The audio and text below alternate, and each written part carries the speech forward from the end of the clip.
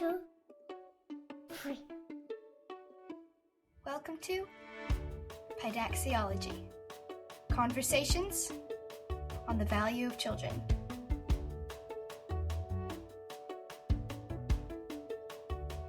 All right, Marcella, introduce yourself to our great audience. Sure. My name is Marcella Burke. I'm an attorney and a former government official. I own a law firm, and my husband and I started an oil company, so we do that.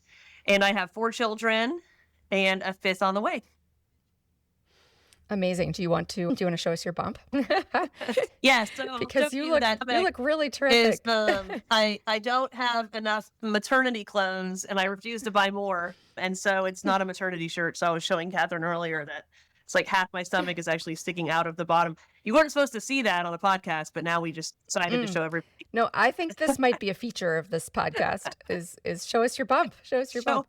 For people who are show us your bump. I don't know. We're gonna have to come up with traditions and lingo on this pod. But you are like number 4, episode 4, I think. Cool. So, but thank you so much for joining us. I would just start with everything you just said. I think that there's a lot you started an oil company, you own your own law firm, but take us back to the beginning of your family. And I mean, I know a lady never tells her age, but you sound like you've lived about 3 lifetimes. Yeah. But so where did you meet your husband? I met Steve. I think I'm the last living millennial who met my husband at a bar. We met at a bar. Yep. And we were introduced by a mutual friend from college. I went to Texas A&M. And my friend Jeff, who played football for A&M, was a bouncer on Northgate, which is sort of like where all the bars are on campus, is now Father Jeff. And he grew up playing baseball and football with my husband, who also played Division I football. And so we were all out one night, and Jeff came in with Steve and some other guys, and I was with some girls, and we just met. We met through Jeff. Amazing. Yeah. And amazing. And so, how old were you? Where were you in your life stages? Yeah, so I was out of college. I was studying for the LSAT. I was working at a law firm. Okay. And I was going to go to law school. And so sort of discerning law school, I think the decision had pretty much been made at that point. So whenever I met Steve, it was, when we started dating, I mean, it was obviously he was interested in dating someone who is at least about to invest a lot of time and money in becoming a lawyer. So. Okay. And then did you, what's the timeline? How long did you date? When did you go to law school? That next year? When we met, I think 27 or 28. We were engaged about, I think, the same year, to the year. And then we got married by, that was within the next year. So within 2 years of meeting, we were married. And I was in law school when we got married. Okay. Great. And where did you go to law school? At University of Houston in Houston. So I do oil and gas and environmental law. And very intentionally, there's a few schools that are known for that. And so that was a sort of targeted strategy to do environmental law and do defense work, represent oil and gas companies. I've seen the energy industry as just a lever out of poverty. There's like a direct correlation between access to clean, affordable energy and levering out of poverty. So just really interested in helping facilitate the energy industry. Yeah, that's really great. I love the the comment in the sense that a lot of people say well, I'm an economist, it's a weird thing for a girl to be interested in. I'm like, no, I was interested in public health and, curing disease and helping people not be sick. I wanted to be a doctor. And then sort of, towards middle of college, I kind of realized actually if you really want to make a lot of people healthier and make their lives better, you have to get them access to markets and goods. Exactly. And I think it is probably part of the feminine genius, to find that side of the coin. Yeah. But that's always been hugely motivating for me. Yeah. Is the impact on women and families when you compare countries with access to energy and not. And what's the quality of life for women, children, and families? Right.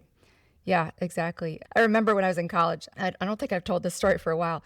One of my economist teachers, professors who had an influence on me, he was kind of coaching me to apply to PhD programs. And he said, well, there's a personal statement. You have to tell these graduate committees why you want to go to grad school. And I said, so it's not I can't just tell them that I don't want people to be poor and hungry. And he was like, you cannot tell them that you don't want them to be poor and hungry. You have to tell them that you really care about like fine-tuning economic models and the literature and making a contribution. And I was like, so you want me to lie? Because actually what I'm really interested in, I'm really interested in how like, how places where people are poor can become less poor and people could eat food and be satisfied and raise their families in security and comfort.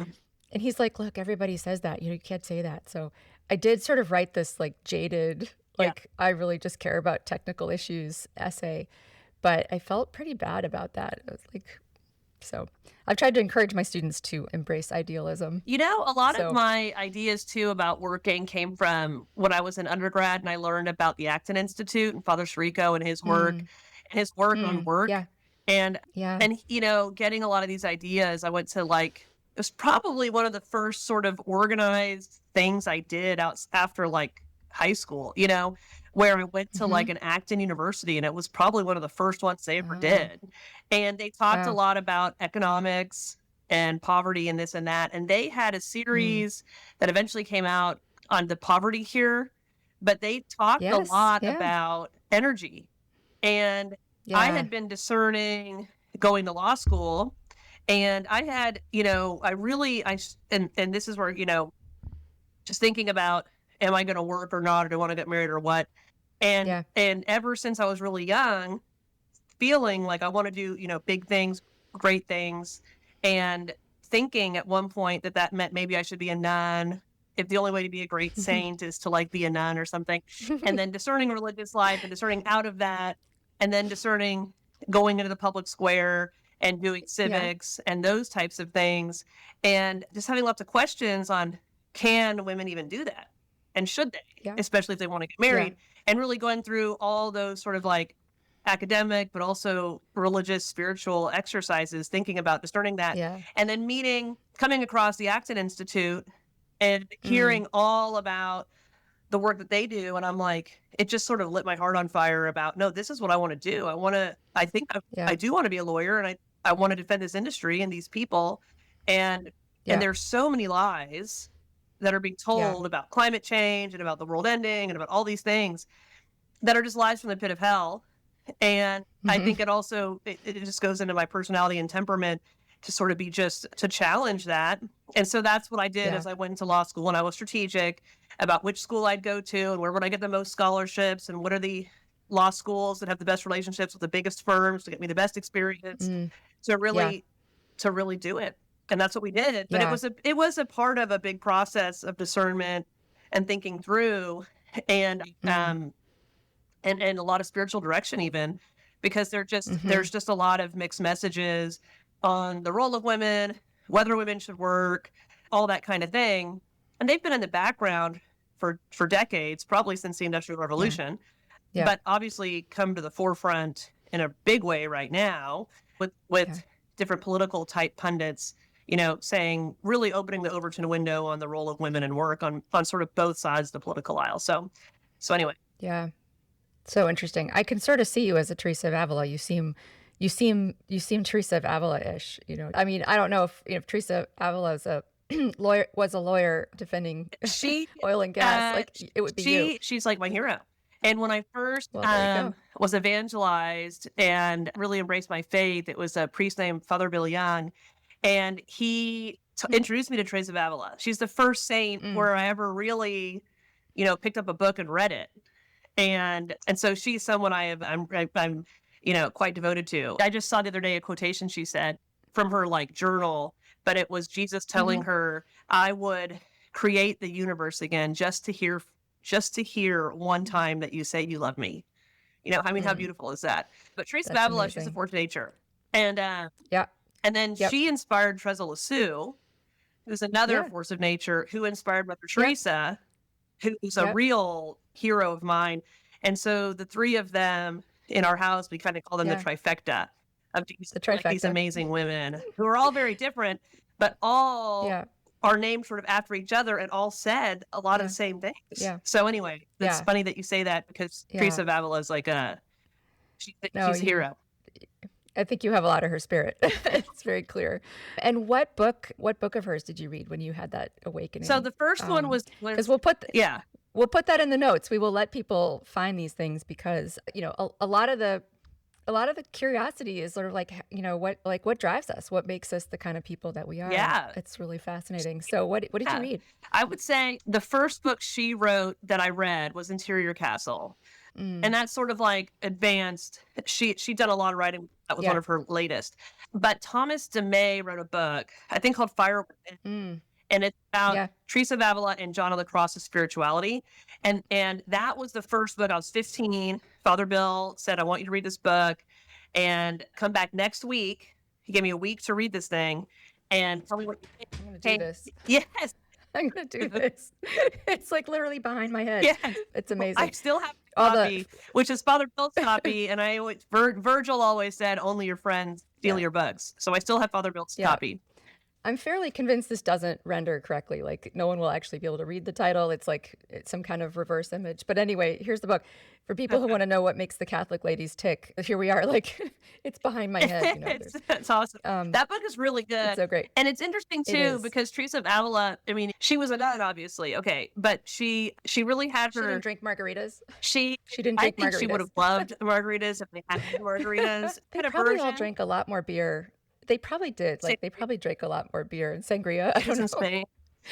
But all right. Interestingly enough, and people don't talk about this, but she was like she was very wealthy, and sort of her convent, like she had all these like trinkets and she was just like this sort of worldly woman, which all these nuns were, and the convents were sort of like sorority houses, and they're fraternizing with the brothers, and there wasn't. I mean, So anyway, St. John of the Cross is really who came in to reform the Carmel and wanted to recruit her to help him. And she fell in love with him.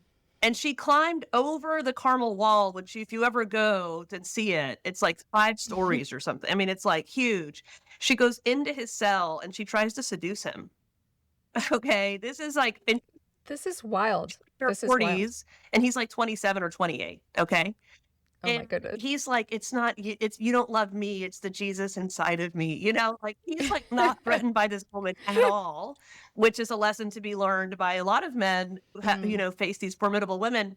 And he says, no. And he sort of becomes her spiritual director. And the two of them, she's gorgeous. She's a force of nature. I mean, she's like, it's sort of like if, I don't know, Sophia Loren was like some evangelical Catholic. And the two of them, help reform the entire church, essentially.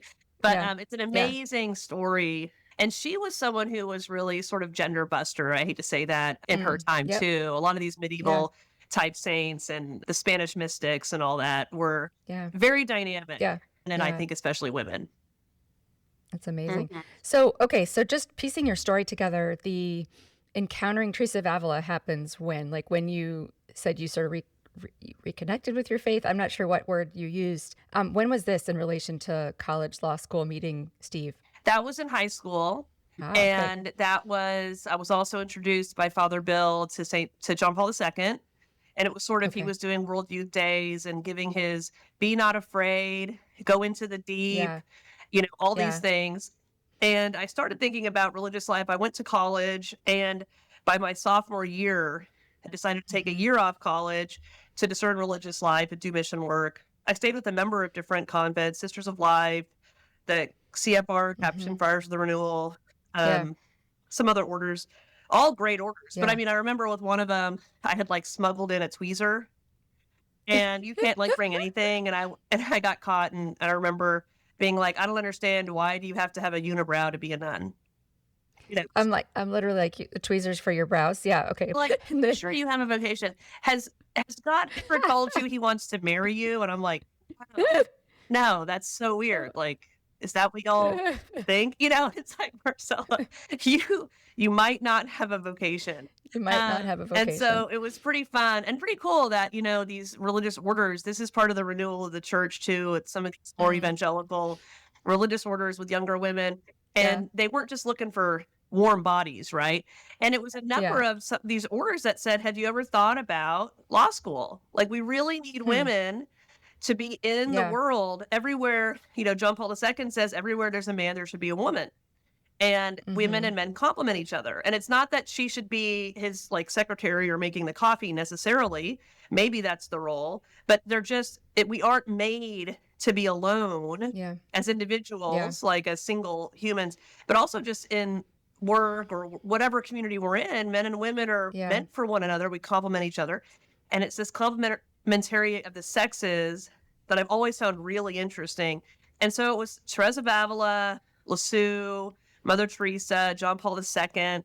Through John Paul II, I started reading a lot about magnanimity and the political virtues and getting, what does it mean to be called to greatness and to do big things? And that contradicts with or does it with Teresa Lisieux, always saying do small things with great love. And how does all this work together? And how do we have these great souls? And I studied a lot of Aristotle and his ethics and on magnanimity and the political virtues. And then Aquinas baptizes it. But it really isn't until John Paul II and Edith Stein that they start talking about specifically women in these political virtues and women in the public square and the role women have.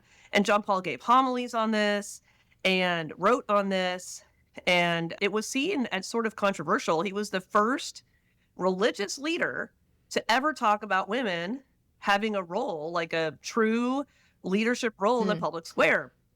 And so it's, really interesting. And he's who, I can't remember who put up Zélie Martin for canonization. I think it was him, but I think Francis is canonized her. But the mother and father of Teresa Lisieux and Saint Zélie Martin, was a woman, turn of the century, who worked and owned built her business into a factory. And her husband stayed home and sort of was fixed watches and had all these kids, 5 of whom became religious. And then Teresa Lisieux, of course, is a canonized saint. But we canonized a mom who worked outside of the home, right? Or Joan of Arc is a huge hero of mine who was a teenage girl who ran an army. We operate under consistent ethics and universal principles. If it applies to one person, it applies to everyone. And so to the extent, we don't say Joan of Arc is the exception to the rule. She's now become the rule. Women can do these things. Teresa of Avila has become the rule. Teresa Lisieux has become the rule. Mother Teresa has become the rule. And so women can do these things. Zélie Martin has now become the rule. Women can work and have kids, and their kids can become great saints, and they can become great saints. So all this sort of mind-blowing was the type of stuff I was reading in college. And so by the time I got out of college, I'd sort of reconciled all this and didn't have sort of Catholic guilt or Christian guilt about women and working and all that stuff, which I struggled with from high school through college. Okay. Because I'd just done a lot of reading and studying and and did your mom work? So I think the models from what our childhood sometimes inform that guilt or that. Yes, my mom did work. She was an MD, PhD. She was a doctor. She had 6 kids. Okay. There were 6 of us. My dad was a professor. Wow. He went to. Can I interview her next? You can. I'll give you her number. She's amazing. Yeah, she's a very dynamic woman, and she ended up doing a lot of pro-life work and was one of the co-founders of something called the Gabriel Project, which a lot of Catholics might be familiar with. Outside of most parishes in the United States, there's a sign with an image of Our Lady saying "pregnant, need help," and it's a phone number, and it'll be a woman in the parish who is trained. And I remember growing up where pregnant women would show up on our doorstep because it was my mom's phone number, and she would counsel them as a doctor and to help them choose life. And this is sort of how we grew up, went to pro-life marches and all that stuff. And I remember being really young, and there was a picture of my mom's trash can of an aborted baby, and she did not mean for me to see it. But I was way too young to see it, and it really radicalized me. I mean, it's one of those images burned in my head that I still remember exactly the position of the paper in the wastebasket. Yeah. And so she, and she was formidable. She went to vet school, I think, when she was 15. She met my dad when she was lecturing at Cambridge, and he was a grad student there. Wow. So, intellectual, smart parents. Yeah. And my mom, so she was out there working, and so amazing. So it wasn't like a scandal, the idea, but I do think a lot of my friends, their parents, the mom work. And then in the circles in which I associate and have friends, even in college, there's few of us where the woman works. Really, most of my best friends homeschool and don't work. And so I don't really fit neatly because most of my, social friends through church or whatever, the woman does not work. And then in my professional life, until I started my own law firm, women did not have kids. They didn't have kids. Yeah, exactly. They don't. You're a bad fit. So you're sort of like a no man's land, I think. It's like I can relate. I can relate 100%. Keep going. Oh, yeah. Oh, yeah. So that's sort of the thing. And but and then I met my husband at the bar, and we were about 28, and I was going to go to law school, and he thought it was great. And I remember too, because I dated a number of guys who'd become priests, and it's because I kept meeting them at church. And I remembered actually, it was a priest friend of mine who was like, well, I hate to say friend. I mean, he was a priest, so priest of mine. But he was like, well, Marcella, maybe you should meet guys outside of church. Because if you're meeting guys in church, maybe they have a priestly vocation. And I would ask, if I was dating a guy that I met in church, have you ever thought about whether you had a priestly vocation? And often they would say, oh, yes, actually. And I'm like, okay, well, I don't want to date a priest. That's weird. So actually, I dated enough guys that I met at church that became priests that a bishop cold called me and asked me to be on his vocation screening committee. He said, all of these guys, like they're these normal air quotes guys who played say Division I football or whatever. Like, they're some of our best guys. Would you be on my vocation screening committee? If you wouldn't date them, I don't want them. And will you interview these men? And it was sort of heartbreaking. Like, I'm literally never get married. Like, is my vocation to help men become priests or whatever? Which maybe it is. I have 4 sons now, but but then I met Steve, and I remember one of our first dates. It's like hurricane season in Houston, so of course, let's go do Meals on Wheels or let's go do whatever. And we were doing Meals on Wheels on one of our first dates after this hurricane. And he had said, oh, there's this big church. He's like, oh, do you want to stop in? Like, I've never been in this church. And I was like, oh, gosh, he's probably supposed to be a priest. And I'm just going to ask him, do you think you have a priestly vocation? And he's going to say yes. And there's another one bites the dust. And we're sitting there. And I was like, did you ever think about having a priestly vocation, in this church? And he was like, like in 7th grade, I think they talked about it. And then not really. And then it came up in confirmation. And I was like, no. He's like, I've always known I want to get married and have kids. Oh, good. So you're like, duh.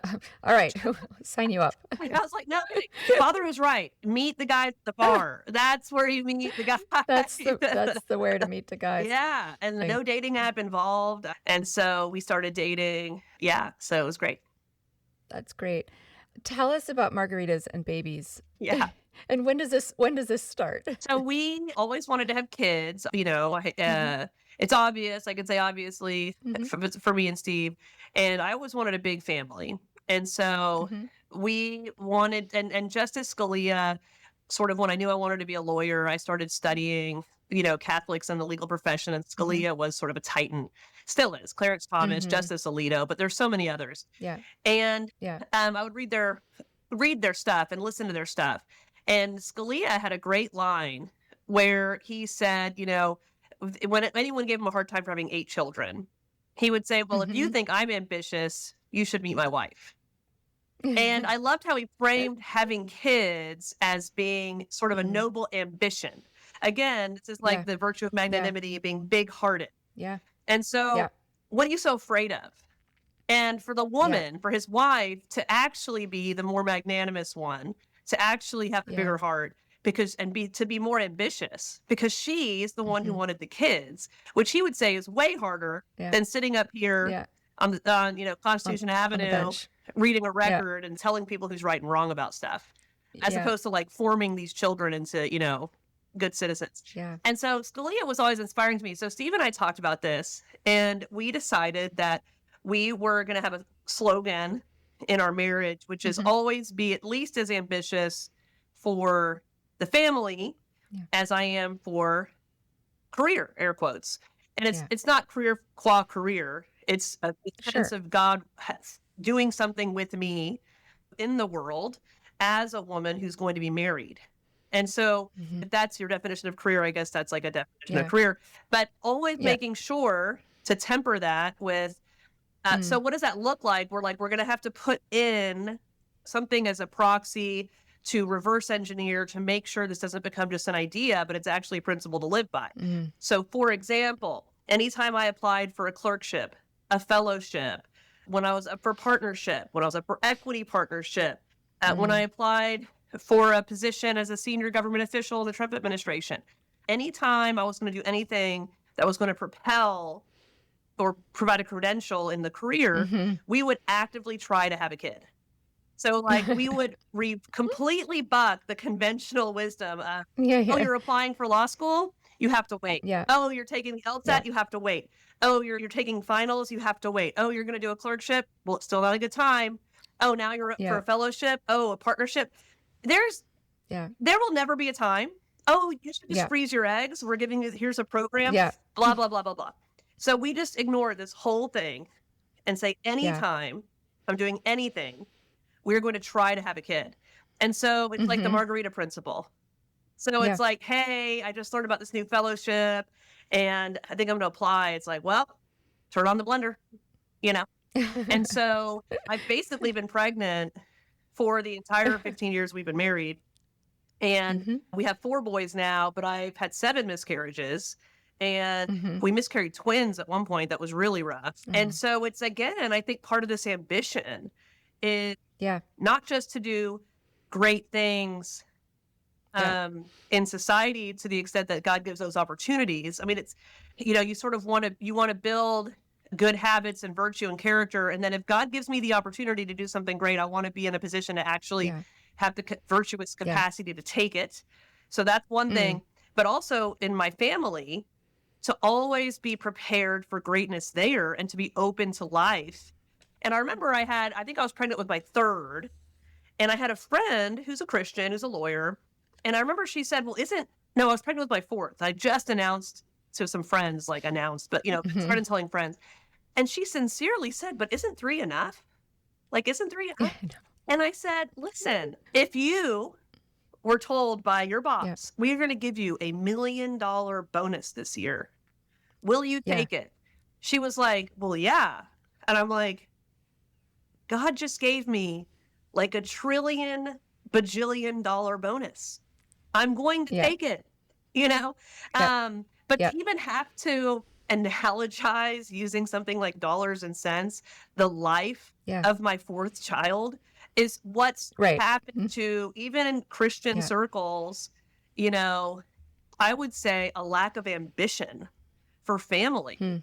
And women are so allowed to want to sort of be bosses and take over whatever, and let that become unmoored from a sense of vocation or calling, and then completely unmoored from your family.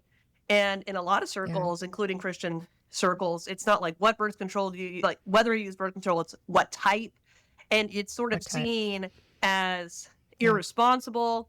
And at some point when you have 2 or 3 kids, it's not whether the husband gets the vasectomy, it's when. And all these people sterilize themselves before they're 35. And here I am. I mean, I'm 43, pregnant with my 5th after my 7th miscarriage with 4 kids. And, you know, it's, and people look at me like I'm crazy. And my answer is it's ambition. Like, I'm ambitious, you know, and I just get this, and it's become where the sense I would get when I learned about a fellowship or a clerkship or an opportunity or partnership, and you're like, I want that. I want to achieve that. I see a family with like 7 kids, and I'm like, I want that. Like, that's what I want.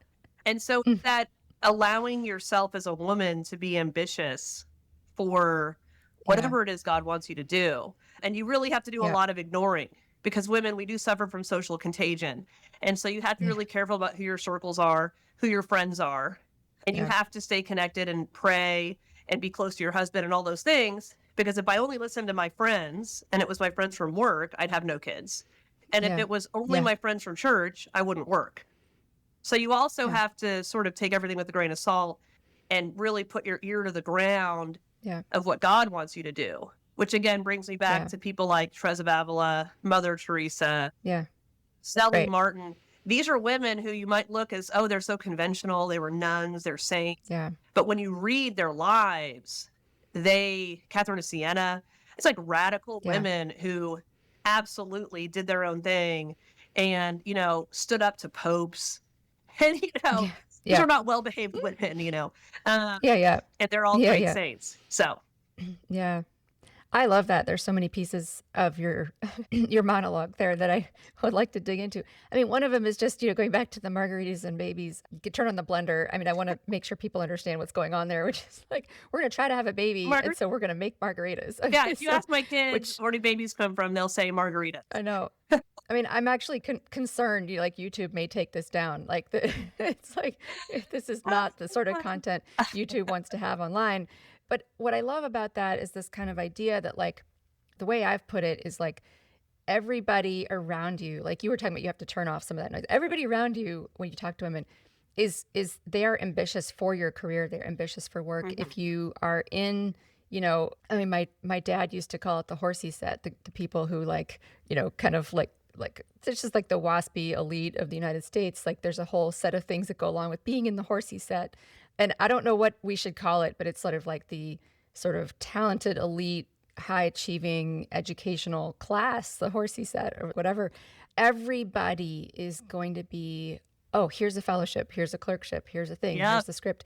Do it all. Yep. That's all great. The issue is that there is no counterweight. There is nobody like, here's an invitation to make your next baby. There is no one's sort of out there calling that forth, right? And so instead of planning around your babies, which I think is the way people would have thought about it in the past, you have to plan for your babies. Exactly. And you have to plan that for being open to having babies, because you have to anticipate as a woman that you are susceptible to a chronic level of certainty to social contagion. Okay. Yes. So if you are a female, you are going to do, in all likelihood, 99% likely of whatever the 5 women closest to you think you should do. Yeah. So you have to really anticipate that and know really what is my goal.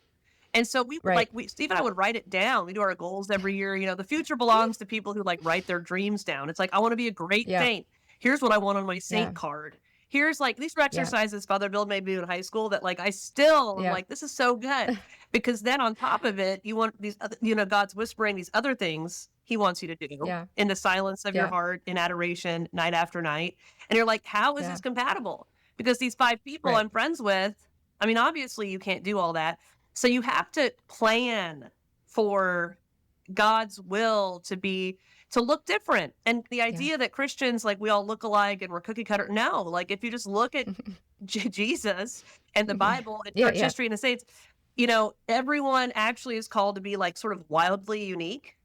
And I think you have to anticipate. So that's what I sort of was trying to say with Steve and I. Yeah.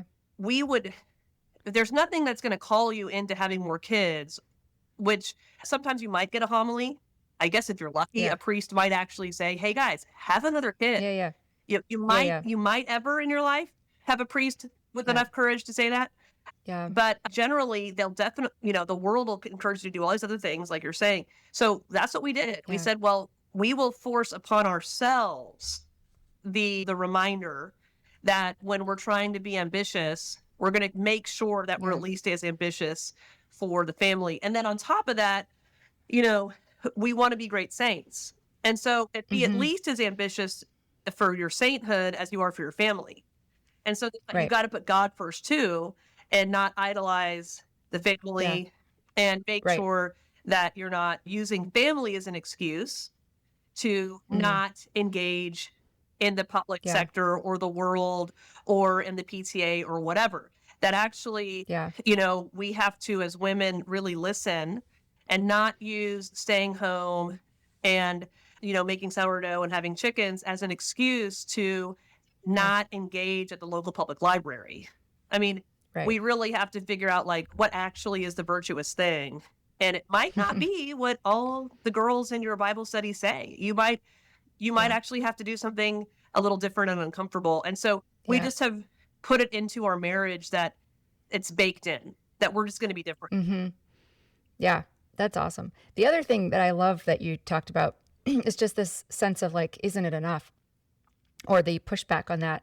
So I love the story of if your boss gave you $1 million bonus, you wouldn't say no to that. Yeah. And so I've struggled to try to convey what that is. So there was an NPR host who interviewed me about the book material about a year ago, a little over a year ago. And she said, well, I think my children are blessings. And so you say that the big thing is that these people think their children are blessings. Like, why are we different? And I said, well, because the sense in which we mean it is that children are like wealth or health. No one's done being wealthy and no one's done being healthy. And all things being equal, and they're not always equal, but all things being equal, I would always want another child. Right. And she was like, oh, that right there, that is different. So it's like you have to go beyond your children are a blessing. I do think most people experience their children as a blessing, to kind of spelling it out that there's an estimation of the value of children, which is, and so this is where you did it explicit. You were like, well, $1 million bonus. I just got a trillion gajillion bonus, right? Like it's in a sense, it's incommensurable, but if you wanted to compare it, you'd be like, add a lot of zeros. And that is people speak is the language of materialism. Okay. Yeah. So we're allowed to value money. We're allowed to use money as a proxy for success. Now, obviously that's like Jesus did all the time. I mean, like that's like the whole gospel is like, if this is how you reason about material things, all the more so you should reason that way about spiritual things. 100%. So you just leverage the vocabulary and try to sort of baptize the materialism and hope that this like horrible loose analogy will somehow echo the truth that kids are better than like money. For me, it was easy because in my profession, you don't get money if you work really hard. You just publish a boring paper. And I was always like, well, I know that I would never postpone a child in order to write another boring paper. And so I was like, well, the papers could come later, but I'm going to have kids while I can have kids, because no one's writing you $1 million check if you work a little harder in my profession. Well, and in my profession, I mean, people talk about I'll take time off and come back. It's almost impossible because the law is adapting and changing, and you have to practice law to kind of know. You almost have to go sort of back to school. I mean, it's just, and we can do hard things, and people do it all the time. Yeah. But we've never paused my practice of law. We've just kept going. And so we've just embraced the idea that there's going to be pain and suffering. So like I'm, having a baby in 6 weeks, and I have a board meeting last night and 2 Christmas parties, and I'm wearing, 3.5-inch heels. And someone's like, what are you doing wearing heels? And I said, well, I felt so sick this morning that it's so uncomfortable that the only proper response is to put on makeup and your highest heels and say, okay, body, you think you're uncomfortable now? I'll show you uncomfortable. We're doing it in heels today, sister. And I just wear heels all day. And it's like, I will discipline my body. Thank you very much. And we will offer this up, as opposed to the temptation, which I would call a temptation of just kind of like, I'm going to sit it out today. I'm not going to sit it out today. I want to be a great saint. I know God's called me into this arena. Yeah. And so, you know what I'm going to do today? I'm going to do it in heels, and I'm going to offer it up. Yeah. And so it's really just about like raising the bar, going next level and challenging. And then I have this amazing husband who also is always challenging me too. And so he's amazing. And he'll be someone when I come home and he'll be like, have you responded to this email? Have you done this thing? I mean, he's pushing, that. So he doesn't let me entertain temptations. We call it acedia, but sort of this temptation to be afraid of engaging in these relationships and in these issues of our day. Yeah. And to just stay home and stay on our phones. My husband doesn't allow me that either. A lot of people listening are going to be like, okay, but seriously, how does the sausage get made? What are the like, do you have like an army of domestic staff? Like, how does this work? I think people do want to know a little bit. Anything you want to share there? The other question I have is like, what does your husband do? So he seems to know about your work, but do you guys work together or? Yeah. So the first question, what do? We have a nanny, and we've had 3 nannies. 2 of them, their kids have been like their high school valedictorian. So pretty high standards. Yeah. And she's amazing. She's been with us since the very beginning. And when we moved to DC, we found another amazing nanny, another valedictorian, type mom. And then we came back to Houston after we left the Trump administration, and the same nanny been with us since. So she's amazing. And she comes in the morning, she leaves at 5. And when the kids are at school, she helps with carpool, and then she's cooking and cleaning. And so, groceries are done online on the app. The nanny picks them up. I can hardly remember the last time I, folded a dining room table mountain full of laundry unless my nanny calls me and she can't come in for some reason. And then I'm taking all my calls folding laundry that day. But really, we've just sort of delegated a lot of that stuff. Even in law school, I remember Steve was like, he would grocery shop when we were married and I was in law school. And I didn't grocery shop like for 2 years. Yeah. And he's like, you're not wasting, you're studying. Like, are you kidding me? And we had decided if I did law school the first year, if I didn't really crush it and if I wasn't like top 5% of the class and getting a full ride after my first year, I was going to drop out. Like, we're not taking on debt to just go get some job. We're going to go get the job. And so I wasn't allowed to grocery shop, Yeah. And so it's sort of that sort of principle of like, what's the highest and best use of time? And like, what's the, we have a real sense of urgency with time. And I never, again, felt guilt like, oh, I'm the mom, so I should be folding the laundry. It's like, no, that's something that like I have zero guilt about outsourcing. So there's that. We have our nanny, and then we have a few babysitters. I will not hire a babysitter who I don't know, have references. I don't do like, let's find an babysitter on an app online. No. Yeah. And so we actually have very few babysitters. So we'll turn down, if one of our few people can't babysit, either we'll turn down the opportunity or only Steve or I'll go. So we just turn down a lot of stuff. And there's sometimes you have to just have trust that like, Marcella, even if you can't make it to that dinner, God's bigger than that dinner. You can't make it to the conference. God's bigger than the conference, and so family first, right? So I don't know. It's, I guess we call it trade-offs economically. We make lots of trade-offs.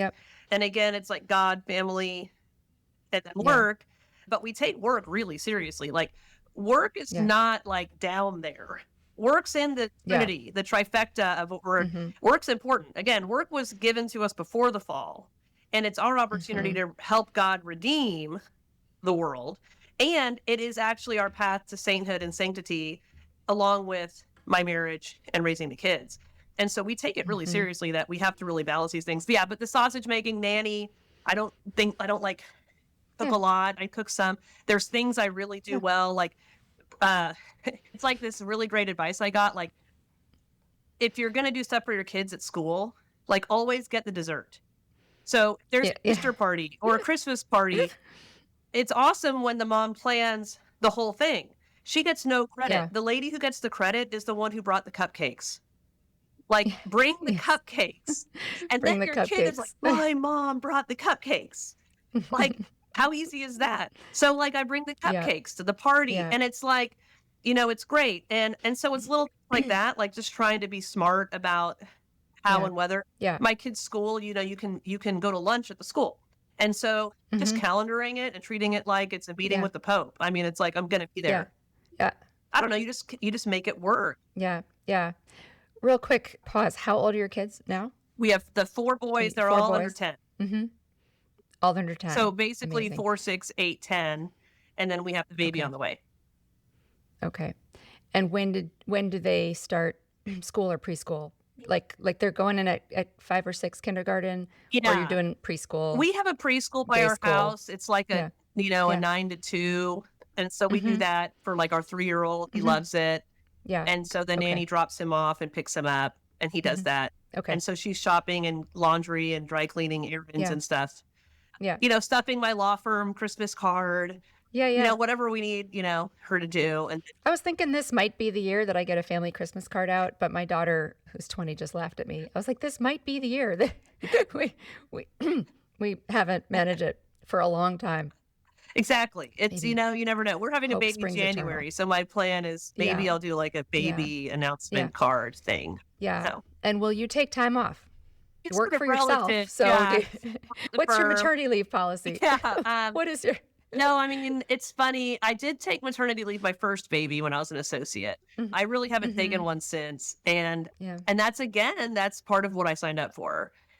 I don't feel entitled to a huge, 5-6 month deal, because that's what they tell me in 2025 is the only way to make it work.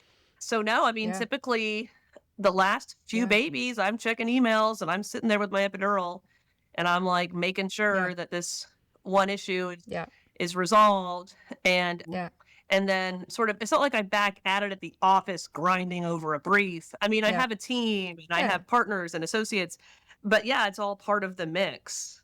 It's all part of the Yeah. mix. So also, I mean, it's hard to say. It depends on sort of how delivery goes or whatever. I'll tell you this Yeah. though, after you have a baby, you feel like a million times better. And it'll, I know. when people are like, how do you work 2 weeks after having a I baby? know. I'm like, how did I Like it was- work 2 months before having a baby is the question. I know. Right now, it's way harder to work in the discomfort of Yeah. pregnancy than it is when the baby's out and you suddenly lost 40 pounds overnight and you feel like agile and like it's actually easier to work. Thank you very much after the baby. So I don't know. It's all kind of relative.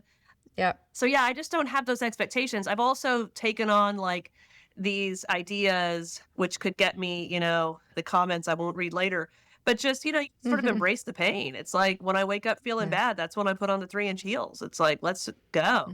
Like, I dare you to stop me. And so, so yeah, you have the baby and you keep working and it really hasn't, I don't know. I don't know. I'm happy. So, you know, that's another thing. Tree's known by its fruit. So yeah, that's pretty great.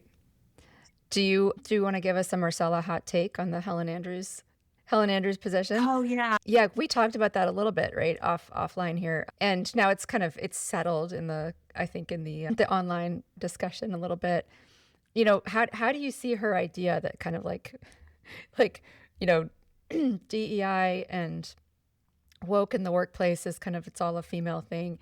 Like thinking back to your John Paul II days as a teenager and your kind of Teresa of Avila, women could do great things. Like, are these two things on a collision course? Is there any truth in what she said? Hot takes?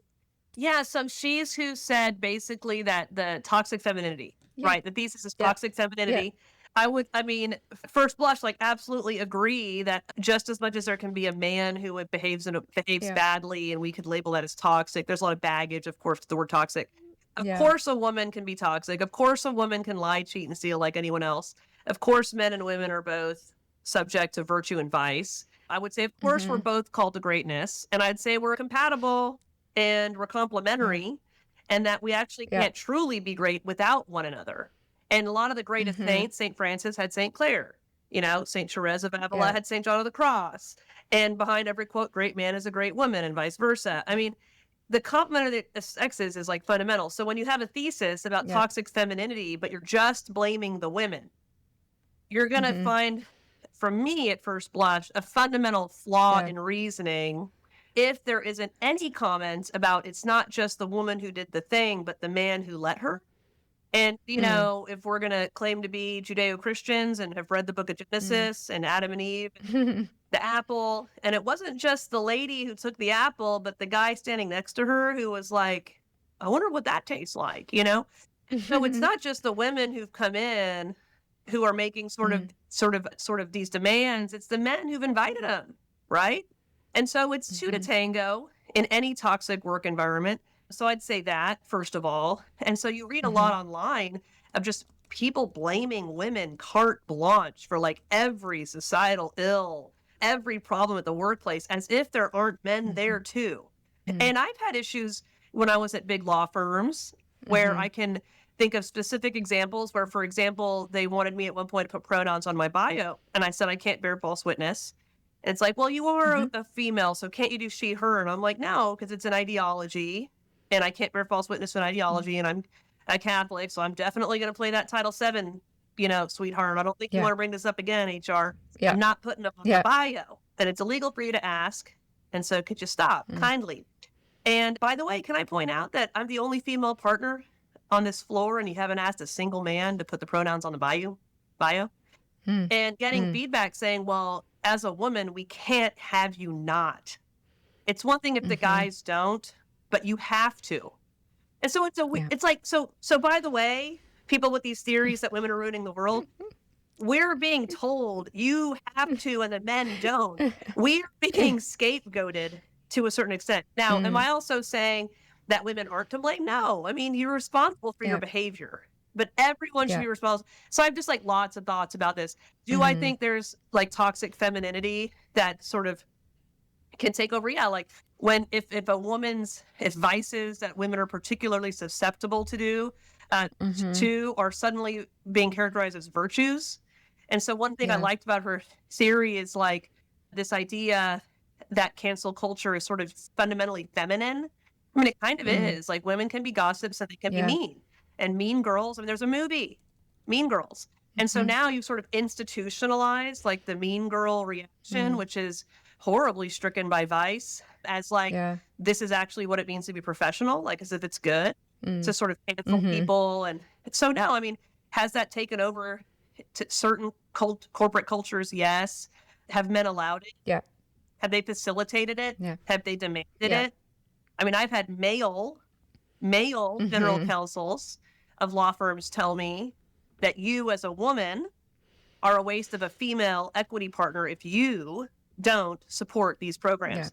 That wasn't a woman. That wasn't a toxic woman who made that phone call. So I don't know. I'm suspicious. Another thing about her article, she talks about like, if she's diagnosing like, what's the problem? It's Title VII and it's employment laws. And if it wasn't for all these laws, then women wouldn't, you know, frankly, I'd probably, I guess, be able to work, maybe is her conclusion. So there'd be fewer women. And so there wouldn't be such a problem. Because once we reached over 50%, that's kind of when the women took over and the women are terrible. Yeah. And I would say that it's not the employment laws. If you look at the nature of the laws themselves, don't just facilitate bad behavior. And they're not necessarily incompatible with even Christian ethic about the dignity and vocation of all people. I mean, should we discriminate based on your sex? I mean, that's an ethical question. There might be practical considerations, like for firemen. I don't know. I'm not trying to speak in a blanket term. Yeah. But anyway, I think that there's other issues that she did never address, which is like the sexual revolution, birth control pills, you know, hormone replacement therapies that fundamentally change the chemical structure of a woman's brain. And you're not allowed to say that might actually affect a woman's thinking and her temperament and her ability to sort of process emotions in a rational way.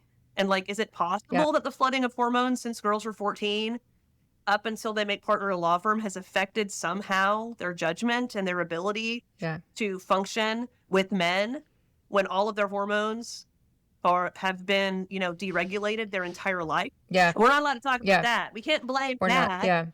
You know, we're just going to blame like Title VII. So anyway, I think there's other things, you know, but I'm a lawyer. I'm paid to be critical. So of course, Catherine, I can answer your question and come up with 18 million things that, you know, she didn't talk about the complementarity of the sexes and she only blamed women and she didn't mention birth control. Yeah. But the overall thesis I thought was really interesting. And I do think it's something that is an important conversation to have. And that, yes, absolutely. Is there sort of a plague of toxic, quote, femininity at the office? I would say in a lot of places, yes. And it's complemented by toxic masculinity, which the sort of derivative today of that is like this chronic beta male who refuses to stand up for what's right. To step up, And so you have like a mutual toxicity in these offices. And that's part of what my law firm offers, which is like, would you just like to be a lawyer again? Yeah. Would you just like, did you spend all your life working hard? Did you go to Stanford and Yale or Columbia and Princeton and Harvard, like all the lawyers at my firm, and then go to work and walk into this ridiculous sophomoric mess of these imbeciles where all they want to talk about is pronouns? Or would you actually like to defend clients, go to court, litigate, and be a lawyer again? And that's sort of part of what we did with my law firm is like, can we just be lawyers again? You're gonna get all these flood of applications when this podcast because hits it's like, can we just be lawyers? So anyway, I do move to Houston. I love reading when people have, I mean, when these articles come out, I love reading them, but I do have sort of my own, I think sort of independent thoughts about some of them. Yeah. And no, this isn't the place to do a whole deep dive, but I mean, I'm with you. I think it was a tremendously important piece to be out there.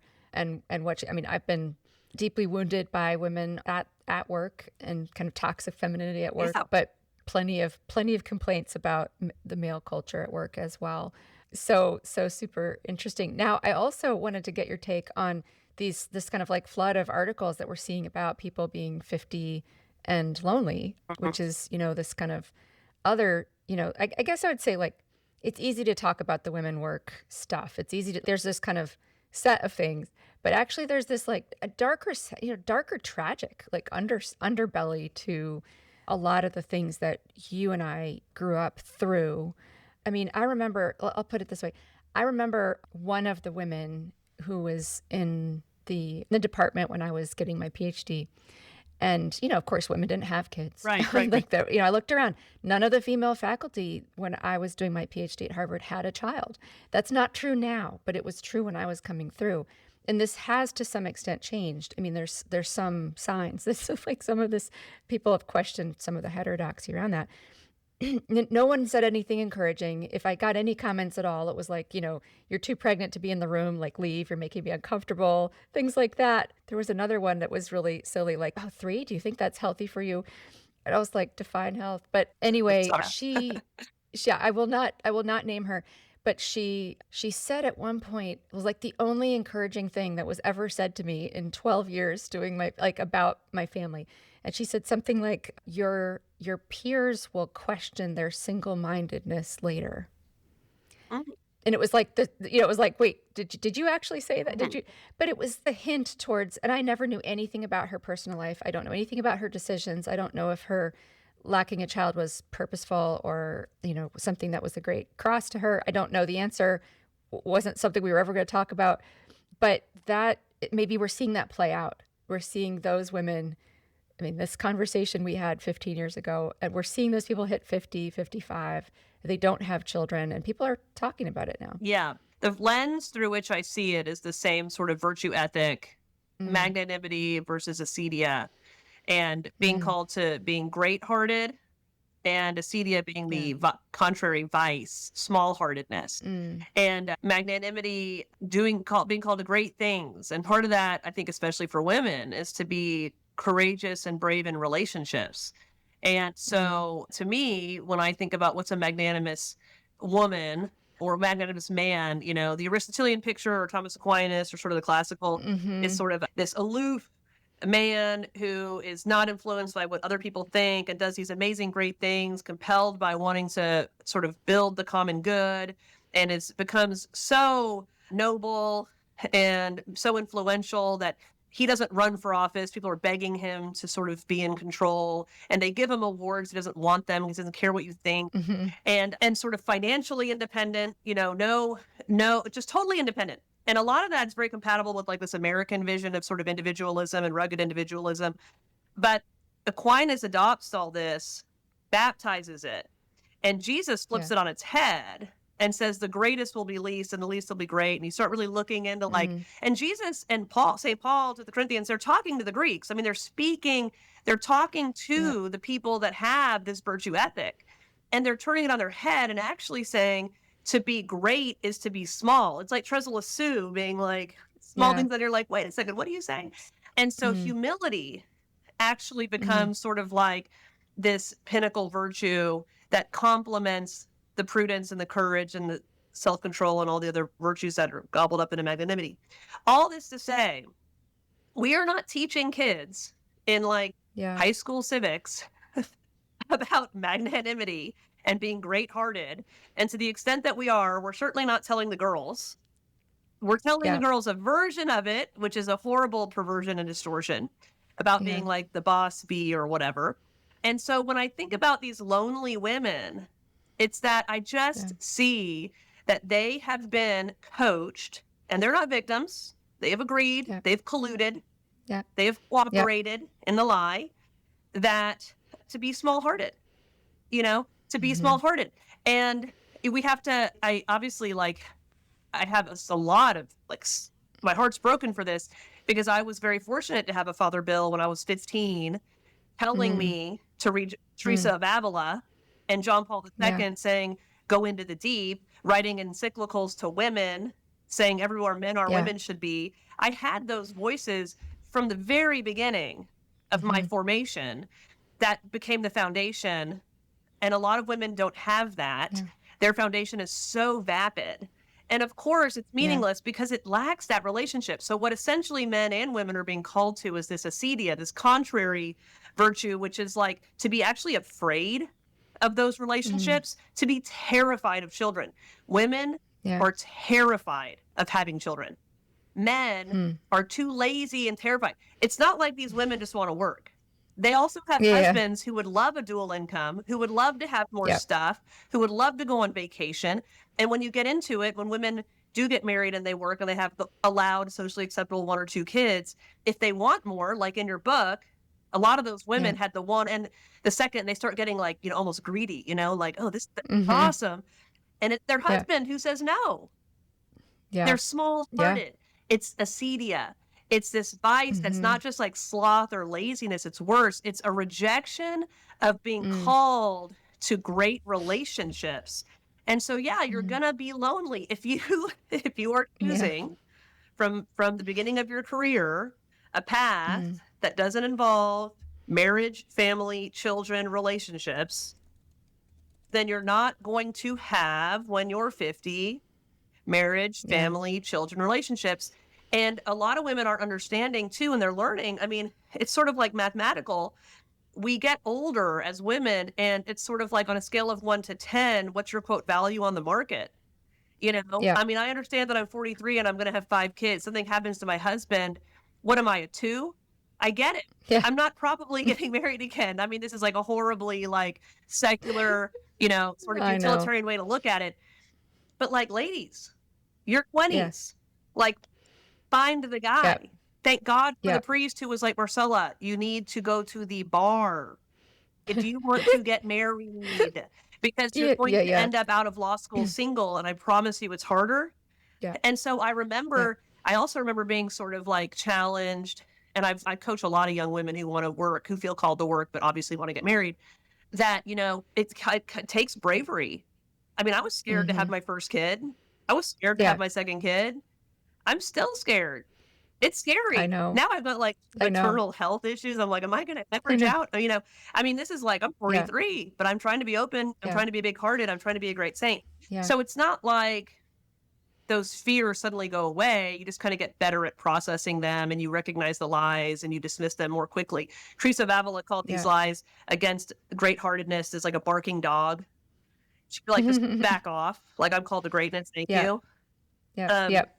Anyway, I don't know if that answers your question, but like there's a whole loneliness epidemic. And it's like, well, obviously, because you've chosen poorly. You've chosen poorly, I'm going to clip in that scene from Indiana Jones. You chose poorly. You chose, and it's sad because there's so much regret. But God is good. I'll tell you this. And you pray, and God can introduce you to someone. And, there's, who am I to say there isn't someone that's going to be for you or whatever? But is the solution sort of like IVF and surrogacy and this? No.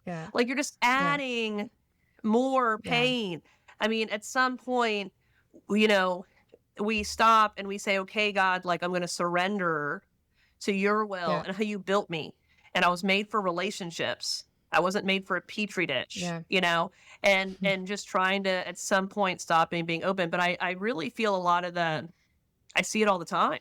And I see it with friends of mine who have 3 kids and they got the vasectomy and they regret it, but their husband refuses to reverse it. And I said, well, it's dangerous to reverse it. And it's like, it was dangerous to get it, brother. Like, and so even with people with kids, they struggle with this acedia, with this terrible fear of having a bigger family. They're terribly afraid of the social stigma, all the neighbors wondering, don't you know how that happens? Don't you know how that works?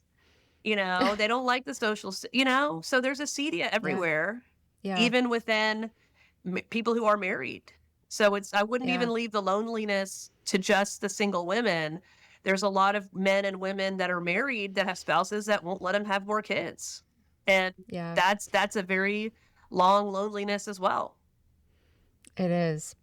It wasn't until I wrote this book that I got these messages on Instagram. I don't even know how to use Instagram.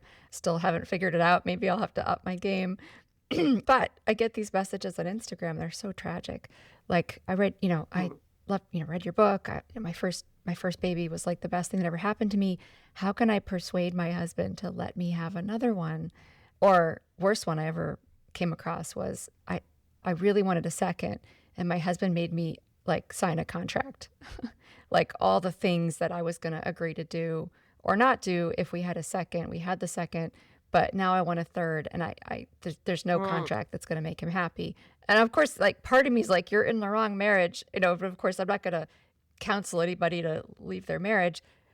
But I'm horrified at the thought that you could be but Catherine, in that sort of situation. I thought it was only toxic women who didn't want to have kids. Aren't men just all of the men, just the big-hearted, big-souled saints? And it's only the women. No, it's men and women who have made poor choices.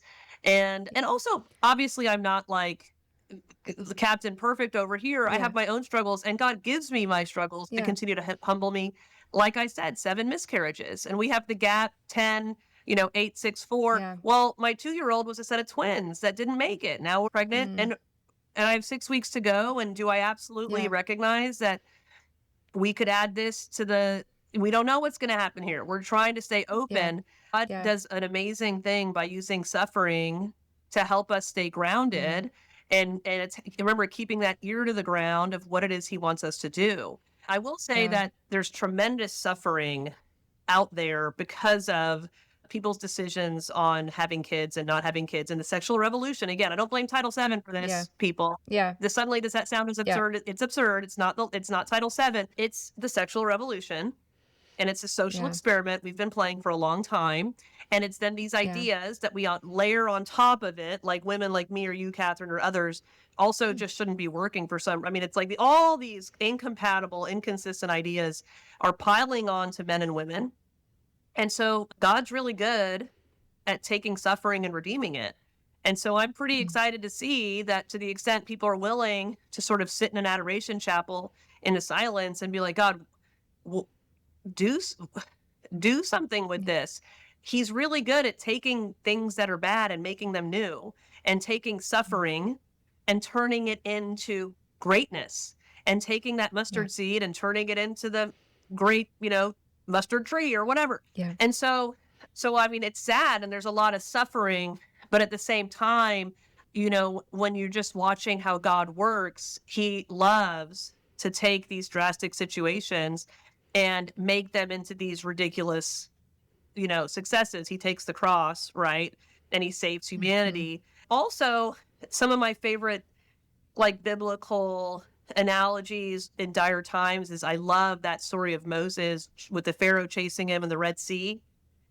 And, God's such a drama king. It's like, I see it every day in my daily life. It's like, just when you think it can't get any worse, and then he parts the sea and you go through, and it's like, well, did you really have to make it that dramatic? I mean, did it have to get that bad? But, and I guess if I'm God and I'm omnipotent and I'm omnipresent, you might get bored and you need a little something to spice up your daily life. But it's like, but what's interesting about that story, and it's in the Talmud, but not the Bible, is the guy who was actually the first one to jump in to the sea. And I forget his name, but sounds like Nacho. So as a Texan, I'm like, it's Nacho. But no, they're there. Moses is there. He puts the staff down. The water doesn't move. And so this guy jumps in to the water, almost drowns. And then the sea parts. And so you actually have to jump into the deep, which is, again, John Paul II, don't be afraid to go into it. That's my Polish accent. Go into the deep. You got to jump in. That's when God parts. So all these desperate people that are lonely and all that, it's like, this is actually where God likes to act. This is actually where God wants you to stop and listen and see what he's doing. And he wants to make this new, and he wants to baptize this situation and turn it into you finally cooperating with what he's trying to do to redeem you, your family, and even civilization. And maybe this horrible cross you've been bearing with your infertility or your loneliness is actually what God's going to use when you offer it back to him to do something great, and that does finally make it worth it. Anyway, I have, those were my prayers anyway, that all this suffering is not for nothing. I feel like we could go on all day. And also I sort of feel like Friday morning with Marcella should be like a fixture of this podcast. I'm also a little concerned about how much your time is worth. I'm not charging. You're not charging me yet. Those are billable hours. Yeah. Thank you so much for sharing all of this with us. And anything else you want to get on record in case I can't have you back for a while? But I will. I'll check back in with you and you have your baby. Anytime. We want to see baby Burke. But anything else you want to get on record addressing the fear, the acedia? Can people who are not Catholic, who are listening, can they go to this adoration thing that you keep talking about? Like, what is that? Of course. Yeah. What is it? And can people go? Yes. Yeah. And acedia and magnanimity, these are all virtues and vices discussed long before Christ was born. So you could learn all about virtue ethics, which will get you pretty far on the path to happiness. Yeah. We tell our kids, what's the reward for virtue? Happiness. So when our kids are having a tantrum and screaming and angry, we're like, oh, what's the reward for virtue? Happy? Are you not happy? Oh, you think it has something to do with the fact that you're being punished for like whatever it is you just did to your brother? Anyway, you don't have to be Christian to the extent that that's like some horrible stigma you can't get over to, to think about growing in virtue and making your heart bigger. I think that if the goal is, I want a bigger heart, I want a bigger heart, bigger for humanity, bigger vision, bigger dreams, bigger, more. I want more. Yeah. And when you want more and you allow yourself to have more, that's not something that's like a Christian thing. Now, it's also a Christian thing. And St. Thomas Aquinas baptized all of these ideas. And Aristotle didn't get everything right. And Aquinas did a lot of correcting. And then we have, of course, like a millennia of Catholic Church teaching to the extent that you aren't just completely, it's anathema to think about reading Catholic stuff.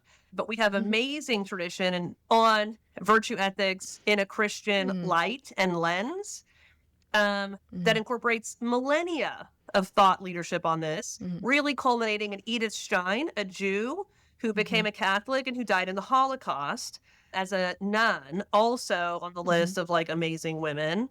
Okay, who behaved also inspired by Teresa of Avila. Yeah, Teresa of Avila is a real titan, people. If they haven't gotten the message. Yeah. So Edith Stein, who then John Paul II was basically cribbing Edith Stein on half of his stuff. I mean, Edith Stein was really someone he listened to.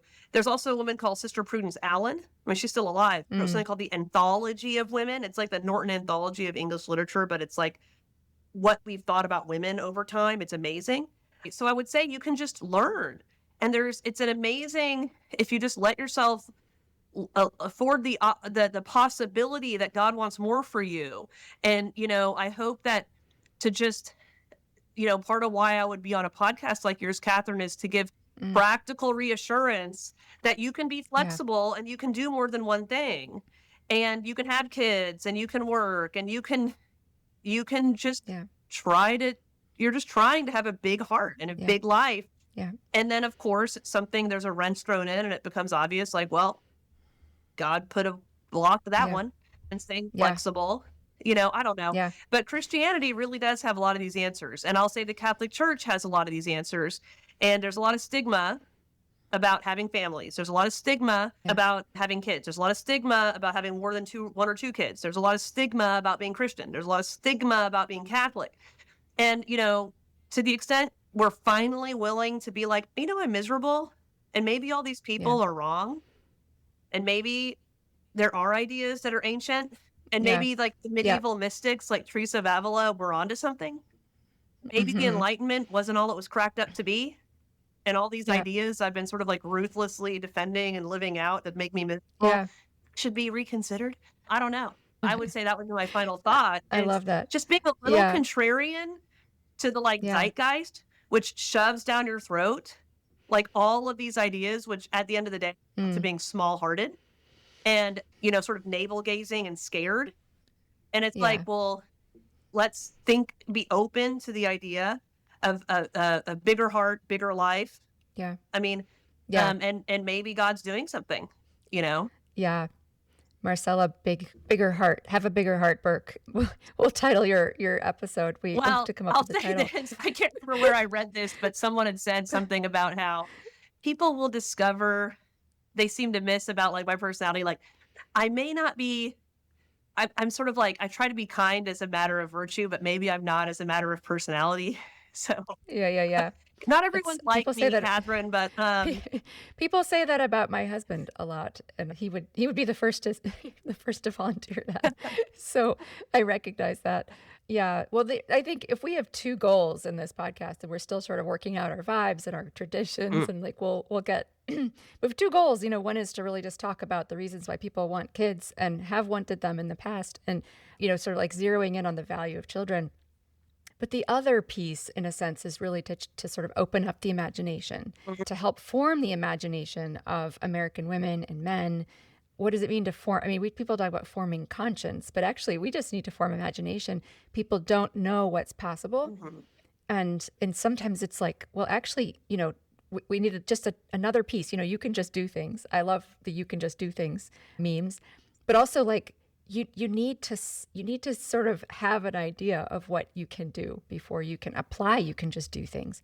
So that's the space and these are great. You've just given us some, you've opened imagination here in so many different ways. So it's like pretty great stuff. And also, if you just believe what the Bible says about children, like just pop it into Grok. What does the Bible say about having kids? How many times does the Bible say having kids is a blessing?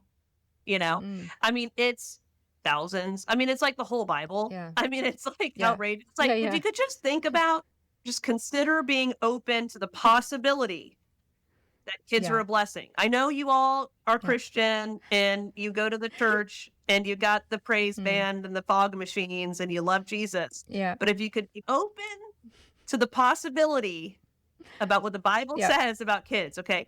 It's not just a Catholic really thing. true. It's not just the Catholics, okay? Pretend like, it's possible. Yeah. Another thing is the Bible 365 times has a different version of saying, be not afraid. So every day of the year, you got a different way that God's trying to tell you to not be afraid. And for people, at least with someone like a temperament like mine, once I realize I'm afraid of something, well, at that point, it's like, well, then obviously I have to just like do the opposite at this point. It's just a matter of like execution, because like what an embarrassment to be too afraid to do something. Like that's so pathetic. And so I would say, be not afraid. Now, does this mean everyone is called to have kids and 10 of them? No, absolutely not. Jesus was an only child, right? I mean, it's like, no, but do we need to stay open to the idea, the possibility, right? We always say family first, but kids really are awesome. Kids really are a blessing. Kids really represent more than $1 million bonus, and they're hilarious and they're funny and all that. Read Charles Murray, read whatever non-Christian it takes you to read to have an endorsement that isn't a Catholic, because if your bias is just so blinding, you can't hear it from a Catholic. Well, read Charles Murray, read Blaise Pascal.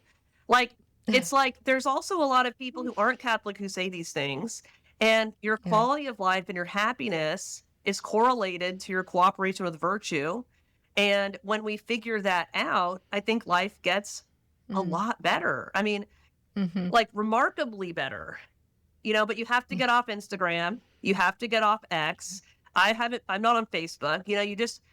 You have to ignore this sort of bombardment of the opposite of all this, because you're just not going to get it.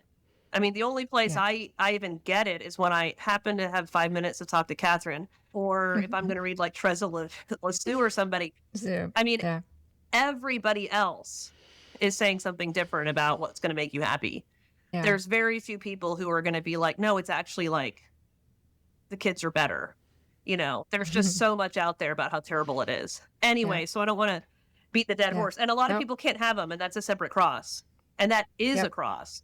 And so there's a huge need in the world for people to serve that role, that mother, that feminine genius in their day-to-day for those kids who don't have a mom or a dad who is integrated into a faith life or into reality. And so to be open to being a mom and a dad figure, which God desperately needs all of us to continue to cooperate. If it wasn't for Father Bill when I was 15, Amazing. Who really sort of adopted me and started sharing these ideas with me, I don't know where I'd be today. So to be encouraged as a single person, that it's not like there isn't a role for you to change people's lives. Obviously, the feminine genius and the masculine genius are needed desperately, within your home, but also within just your community. Yeah. Amen. Well, thank you. Yeah, Catherine. This was really fun.